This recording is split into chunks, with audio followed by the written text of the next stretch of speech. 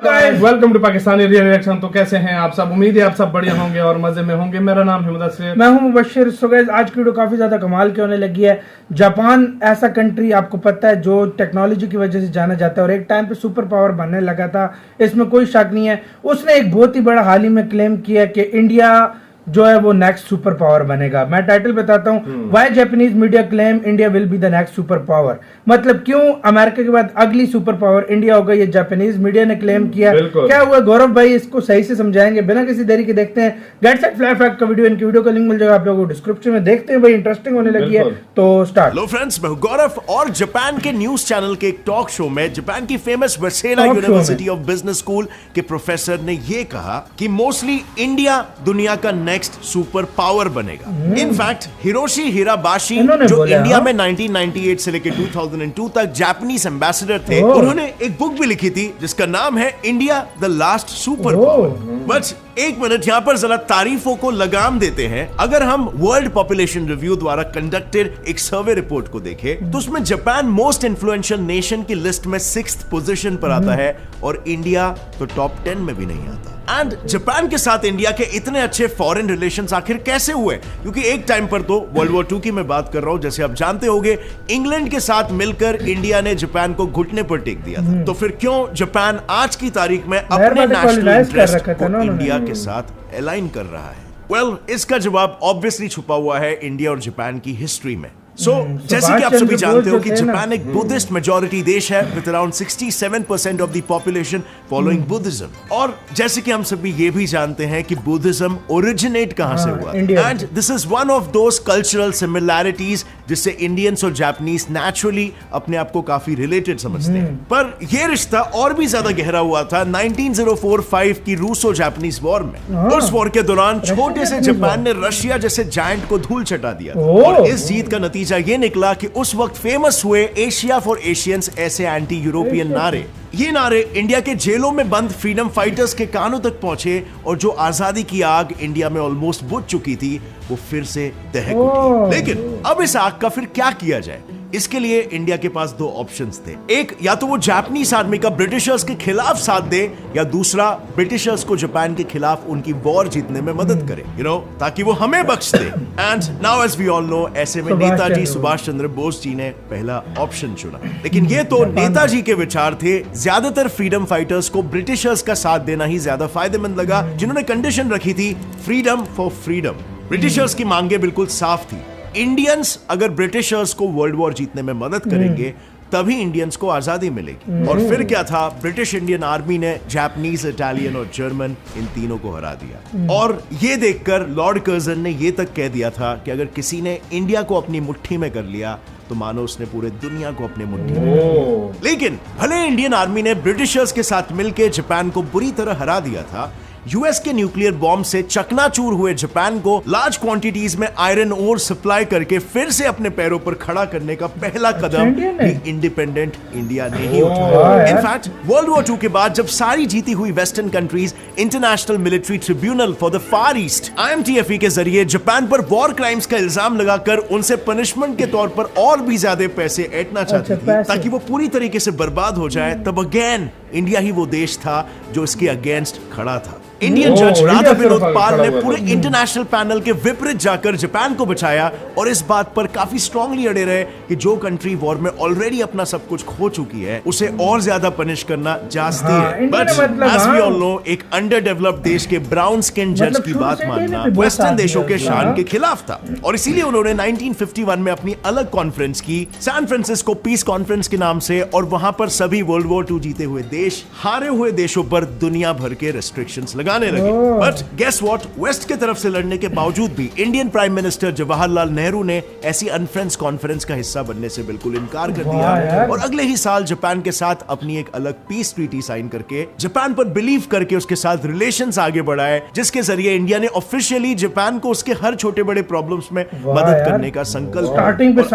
India के इन्हीं सब ह्यूमैनिटेरियन एक्शंस के चलते इंडिया और जापान के रिश्ते फाइनली इतने मजबूत हुए कि लिटरली 1989 में जब उनके एम्परर शोवा चल बसे थे, तब पूरे इंडिया में 2 मिनट्स का मौन रखा गया था, ओह। जिससे जापानियों के मन में इंडिया के लिए इज्जत और भी ज्यादा बढ़ा। कोई- अब अगर हम प्रैक्टिकली देखने जाए ना, तो मिलिट्री पावर और ह्यूमैनिटेरियन बिहेवियर ही वो दो चीजें नहीं है जिसकी वजह से जापान को ऐसा लगता है कि इंडिया सुपर पावर बनेगा। According to world population review report, किसी भी कंट्री को सुपर पावर डिक्लेयर करने के लिए उसमें एटलीस्ट 5 चीजें होनी बहुत ही जरूरी है। Number 1 military alliances, number 2 international alliances, number 3 political influence, number 4 economic influence and lastly strong leadership, जिनमें से इंडिया के पास 3 चीजें तो पहले से ही है। Like number 1 military alliance. आज UAE, Russia, France, Israel, Afghanistan and in fact US भी मिलिट्री में हमारा एलाय है। और अगर हम नंबर 2 की बात करें जो है इंटरनेशनल अलायंस, तो मेजर इंटरनेशनल फोरम्स जैसे यूएन, G20 और FATF जैसे और भी इंटरनेशनल ग्रुप इसमें में इंडिया है। फाउंडर मेंबर है, और इस वजह से इंडिया के इंटरनेशनल अलायंसेस founder ऑलमोस्ट हर member, हाँ। कंट्री के साथ अच्छे हैं। और नंबर 3 की अगर हम बात करें तो वो है स्ट्रॉन्ग लीडरशिप। strong इंडिपेंडेंस के leadership। बाद पहले प्रधानमंत्री नेहरू जी ने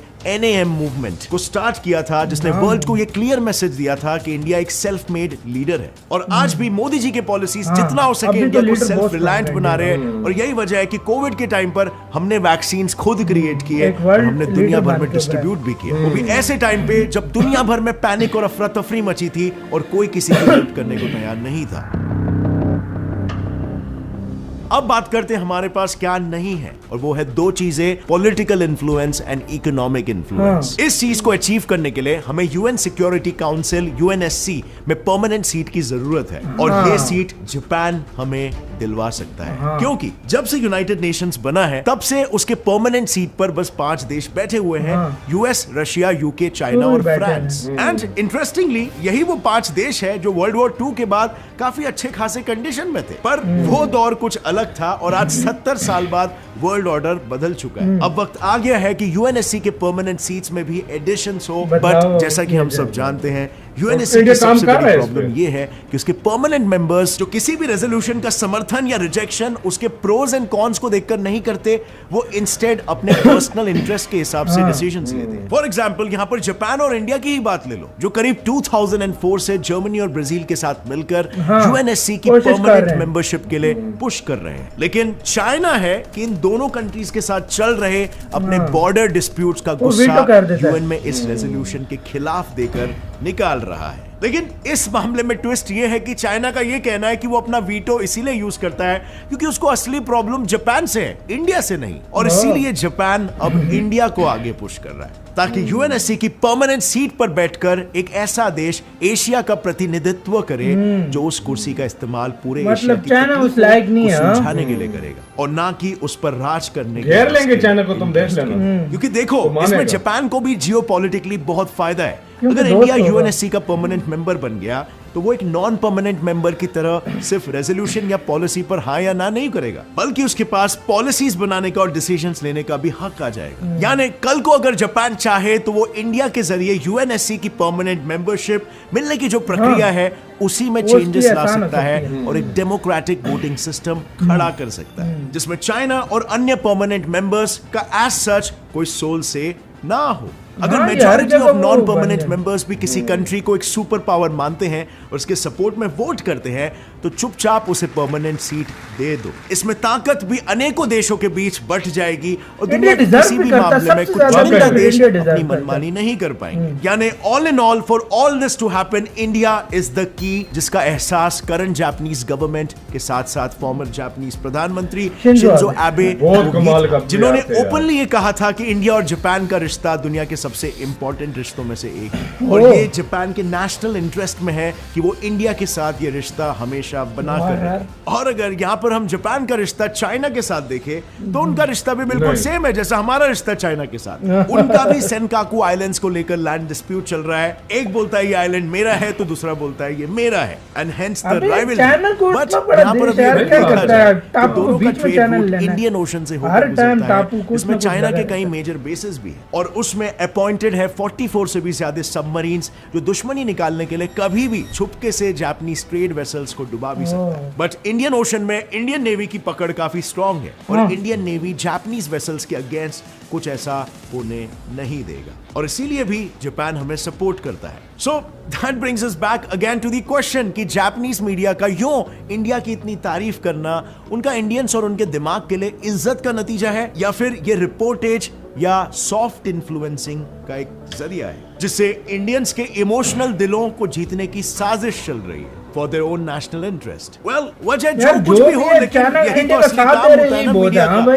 कंट्री के नेशनल इंटरेस्ट को ध्यान में रखते हुए न्यूज रिपोर्ट को पेश करना और ना कि हर समय अपने ही देश को कोसते रहना और इश्यूज को सेंसेशनलाइज करना। वेल इस विषय पर आपका क्या कहना है मैं जानना चाहूंगा। इसी के साथ यार ये वीडियो खत्म। चाहे यार जापान ने बहुत बड़ी बात कर दी है, अगली बार मतलब सुपर पावर एक तरह से मतलब इंडिया को बता दिया है और मैं एक यूएनएससी की परमानेंट सीट का यार हक मैं कहता हूँ पूरी दुनिया में इस टाइम सबसे ज्यादा किसी कंट्री का हक बनता है तो वो जापान है। ये यार हर किसी के सामने हर किसी को दिख रहा है कि क्यों उसका हक बनता है। भाई तुम लोग हर चीज में देख लो यार, मतलब पॉपुलेशन इंडिया की इतनी बड़ी है, इंडिया की जीडीपी इतनी बड़ी है, इंडिया की जीडीपी परचेजिंग पावर पैरिटी इतनी बड़ी है, मिलिट्री इतनी बड़ी है।